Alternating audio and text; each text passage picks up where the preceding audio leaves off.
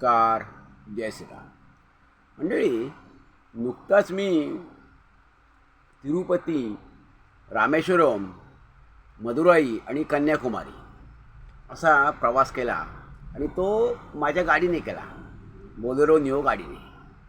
तर त्यामुळे विविध अनुभव आपल्याला येत असतातच, परंतु त्यामधला मुख्य जो अनुभव आहे, ह्या जवळजवळ 4000 किलोमीटरमधला जो अनुभव आहे, तो महाराष्ट्र गेले की लगेच कर्नाटकनंतर आंध्र प्रदेश आणि तमिळनाडू. म्हणजे कर्नाटक, आंध्र प्रदेश, तमिळनाडू या 3 राज्यातील पोलीस प्रशासनाचा आलेला अनुभव हा फार महत्त्वाचा अनुभव आहे आणि तो अतिशय चांगला अनुभव आलेला आहे की महाराष्ट्रातलं पोलीस प्रशासन, पोलीस खातं आणि कर्नाटक, आंध्र प्रदेश, तमिळनाडू येथील जे पोलीस प्रशासन मला आढळलं, ह्यामधील तफावत ही खरं तर यामधील फरक हा विचार करण्याजोगा आहे. सर्वांनीच विचार करावा असा आहे. कर्नाटकात प्रवेश केल्यापासून ते अगदी बेंगलोर, चित्रदुर्ग, त्यानंतर तुमकूर, त्यानंतर तिरुपती म्हणजे आंध्र प्रदेश, त्यानंतर मदुराईमध्ये जाताना खूप कृष्णगिरी अशी मोठमोठी शहरं लागली. वाटेत ठिकठिकाणी टोल नाके लागले. पुन्हा मदुराईवरनं रामेश्वरम, कन्याकुमारी इथे ठिकठिकाणी पोलीस चेक नाके होते, पण कोणत्याही पोलिसाने गाडी अडवली नाही आणि त्रास दिला नाही. की वेगाने नंबर दिसतोय, महाराष्ट्राचा नंबर दिसतोय, महाराष्ट्रातली गाडी दिसते, ती मुद्दाम अडवावी, त्याची अडवणूक करावी, मुद्दाम कागदपत्र मागावीत आणि त्याच्याकडं नाही आहे तेच मुद्दाम मागावं. हा दाखवल्यावर दुसरा दाखवल्यावर तिसरा पाहिजे, आता चौथं पाहिजे, आता 5वं पाहिजे. मुद्दाम त्याची अडवणूक करायची आणि त्याच्याकडून काय करायचं तर पैसे काढायचे का आणखीन काय करायचं. म्हणजे ह्या सगळ्या गोष्टी त्यांनी काहीही केलं नाही. हे खरंच ते पोलीस खातं, कर्नाटक, आंध्र प्रदेश, तामिळनाडू येथील पोलीस खातं कौतुकास पात्र आहे. उलट पक्षी रामेश्वरकडून कन्याकुमारी जाताना मध्ये एकदा रामेश्वर शहरामध्ये माझी गाडी नो एंट्रीमध्ये गेली. चुकून ती नकळतपणे नो एंट्रीमध्ये शिरली. पण तिथल्या पोलिसांनी लगेच मला गाडी माझी उभी केली. माझ्याकडे त्यांनी लायसन मागितलं, मी त्या लायसन दिलं. त्यांनी मला एवढंच सांगितलं की तुम्हाला नियम माहिती पाहिजेत. मी म्हटलं खरी गोष्ट आहे, नियम माहिती पाहिजेत, पण नकळतपणे झालं, मी नवीन आहे. तर तो काही म्हणाला नाही. त्यांनी फक्त गाडी मागे घ्या म्हटला तो आणि पुन्हा त्या रस्त्याने जा. नो एंट्री रस्त्याने त्याने मला जाऊन दिलं नाही आणि त्याचं बरोबर होतं. त्यांनी त्याचं काम केलं, मला अडवलं, पण अडवून तो बरंच काही करू शकत होता. ह्या उलट पुणे मुंबईतले पोलीस खातं, हे पोलीस काय करतात, पुण्याबाहेरच्या गाड्या अडवणं, मुद्दाम ते नंबर बघणं, मग त्याला विविध कागदपत्रांसाठी त्याची मागणी करणं, कागदपत्र बघणं, ते असलं तर दुसरं असले की तिसरं पाहिजे, तिसरं असले की चौथं पाहिजे, मग अमुकच नाही, कुठलं तरी कारण शोधायचं. असा अनुभव असं कुठेही तिथे आलं नाही, अनुभव आला नाही.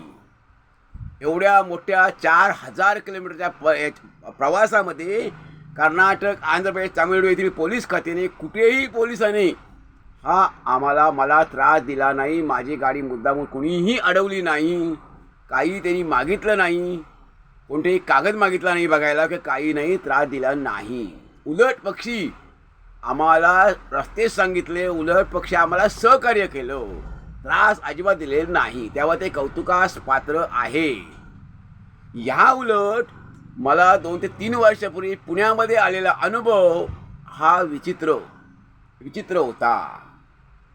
एका पोलिसाने माझी बाहेरची गाडी बघून त्यांनी मला अडवल्यानंतर त्यांनी माझे कागद बघितले, मी कागद दिले, तरी पण तो मग लायसनवर आला. नाही, हे लायसन तुमचं बरोबर नाही आहे, अमकं नाही, तमकं नाही, त्रुटी काढायला लागला. त्याला म्हटलं मी लायसनची तू फोटो काढून घे. तर फोटो त्याचं ते नाही, त्याला सगळं दुसरंच त्याला पाहिजे होतं. मग हा नियम आहे, तो नियम आहे, अमकं तमकं. मी त्याला म्हणालो ह्या सगळ्यामध्ये सामान्य माणसांनी जगायचं कसं, त्यांनी काय करायचं. तर त्याचं वाक्य ते पुढचं आहे, किती मगरूई त्याच्यामध्ये ती बघा, की तो म्हणाला सामान्य माणसाने जगायचंच नाही, इतका तो मगरूर होता. तर हा पोलीस खात्याहाती आणि माझ्या डोळ्यात एकच त्याचा दुसरा एक सहकारी होता त्या पोलिसाचा. तो दुसऱ्या गाड्या अडवत होता आणि ह्याचंही काम तेच सुरू होतं. लोकांना अत्यंत उर्मटपणे तो बोलत होता. ते दोघंही बोलत होते आणि लोकांना हे ते करून लोकांकडून शेवटी लोकांचा नाईलाज असतो. मग नाईलाजा पोटी माणूस काय करतो, सुटका करून घेण्यासाठी पैसे हातात कोंबतो. म्हणजे महाराष्ट्रातलं पोलीस खातं आणि तिकडचं पोलीस खातं ह्यात किती फरक आहे हेच हे सगळं आपल्याला दर्शवतं. ह्यामध्ये काही खरंच चांगले पोलीस आहेत किंवा पोलीस अधिकारी चांगले आहेत, प्रामाणिक आहेत. महाराष्ट्रामध्ये आहे, महाराष्ट्रामध्ये मी महाराष्ट्रातच म्हणतोय की महाराष्ट्रामध्ये देखील काही अत्यंत चांगले कर्तव्यदक्ष प्रामाणिक सचोटीचे पोलीस अधिकारी नक्की आहेत की त्यांना 1 रुपयाचा 1 पैशाचा मोह नाही. अरविंद इनामदार असे पोलीस अधिकारी होऊन गेलेले आहेत. आत्ताही त्यांच्यासारखे पोलीस अधिकारी आहेत. ते मात्र कौतुकास पात्र आहेत, कौतुकास पात्र ठरतात. अशा पोलिसांचं मी कौतुक करतो आणि त्यांना धन्यवादच देतो. पण ते सोडले, असे पोलीस वर्ग सोडला मोजका ठराविक, तर बाकीच्यांचं काय. परंतु ह्यात सुधारणा होणं गरजेचं आहे, बदल होणं गरजेचं आहे. पोलीस कशासाठी आहेत तर जनतेच्या रक्षणासाठी ते आहे. ते रक्षक आहे, ते मार्गदर्शक आहे, दिशादर्शक आहे. त्यांनी सामान्य माणसाला अभय द्यायचा आहे. सामान्य माणसाला त्यांनी त्यांच्याकडून चांगला संदेश गेला पाहिजे, सहकार्य करायचं आहे.